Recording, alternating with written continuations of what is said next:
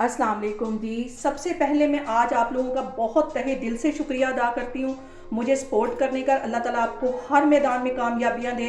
आज मैं बनाने लगी हूँ कैरेमल खीर, बहुत ही टेस्टी और बहुत ही डिफरेंट तरीके से बनती है। तो चलिए इसे बनाना स्टार्ट करते हैं। मज़ेदार सी कैरेमल खीर बनाने के लिए यहाँ पे मैंने बासमती चावल लिए और ये तकरीबन 2 घंटे पहले मैंने भिगो लिए थे। ये 4 टेबल स्पून के करीब है और फूल के ये इतने सारे हो गए हैं। अब आगे मैं आपको दिखाती हूँ कि मैं कैसे बनाती हूँ। सबसे पहले मैं एक कढ़ाई ले लूँगी और उसमें 1 कप के जितना मैं पानी डाल दूँगी और ये जो मैंने चावल भिगो के रखे हुए हैं ये इसमें चले जाएंगे।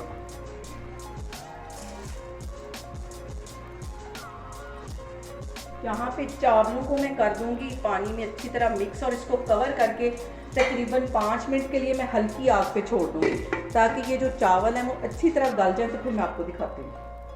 यहाँ पे देखें जी, चावलों को कवर करके रखे हुए मुझे तकरीबन से 5 से 7 मिनट हो गए। यहाँ पे देखें जी, चावल भी अच्छे से गल गए और चम्मच की मदद से मैंने इन्हें हल्का हल्का तोड़ भी लिया। पानी ड्राई हो गया। इस पॉइंट पे आके मैं 1 किलो के करीब ये दूध डाल दूंगी। ये भी मैंने कच्चा दूध डालने लगी हूँ ताकि अच्छी सी ये क्रीमी सी हमारी कैरेमल खीर बने।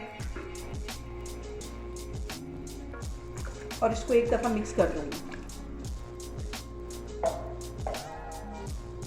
और आग मैं यहाँ बिल्कुल स्लो करने लगी हूँ। इसको बिल्कुल हल्की आग में तकरीबन 1। यहाँ पे देखें जी, दूध में बॉयल आने तक आपने इसके पास खड़े रहना है। जैसे ही दूध में बॉयल आ जाएगा आपने चूल्हे को बिल्कुल हल्का कर देना है, दम वाली आग पे रख देना है और उतनी देर में जाके अपने सारे बाकी के काम निपटाने हैं। मुझे हो रही है चाय की क्रेविंग, तो मैं उतनी देर में चाय पीती हूँ। तो फिर दोबारा खीर को चेक करती हूँ। यहाँ पे देखें जी, खीर को कवर करके रखे हुए मुझे तकरीबन 1 से 1.5 घंटा हो गया है।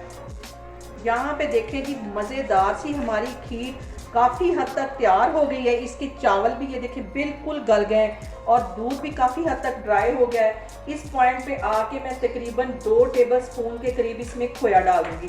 खोए से जो इसका फ्लेवर है वो बहुत ज़्यादा बढ़ जाएगा।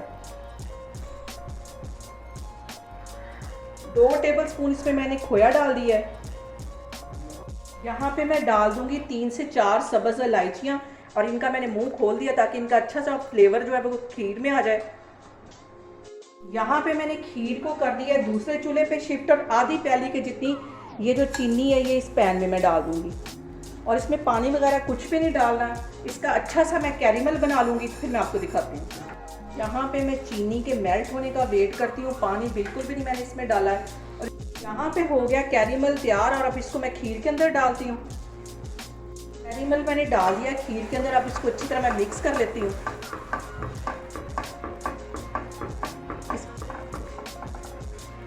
अब यहाँ पे मैं 1 टेबल स्पून भर के देसी घी का डाल दूंगी।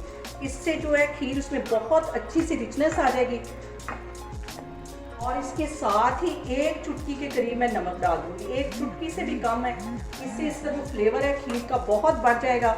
और आपने मेरी रेसिपीज बनाते वक्त बिल्कुल भी घबराना नहीं है, बिना स्किप किए हुए आपने मेरी वीडियोस देखनी है। इंशाल्लाह ताला आपकी रेसिपीज भी ऐसे ही बनेगी। और अभी मैं खीर को मज़ीद 5 मिनट ऐसे पकाऊंगी, तो फिर उसके बाद मैं आपको डिश आउट करके दिखाती हूँ। यहाँ पे मैं खीर को करूँगी एक प्यारे से बाउल में शिफ्ट।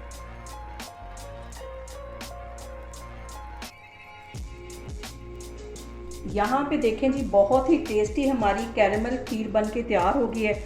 मैं इसे करूँगी पिस्ते के साथ गार्निश। यहाँ पे देखें जी, बहुत ही मज़े की कैरेमल खीर हमारी बन के तैयार हो गई है। दूसरी खीर से इसका बहुत डिफरेंट टेस्ट होता है, बहुत टेस्टी है बनती।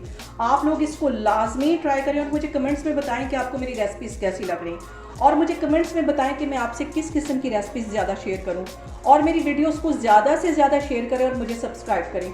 इंशाल्लाह ताला मैं एक और वीडियो के साथ आपके सामने आऊँगी। अल्लाह हाफिज़।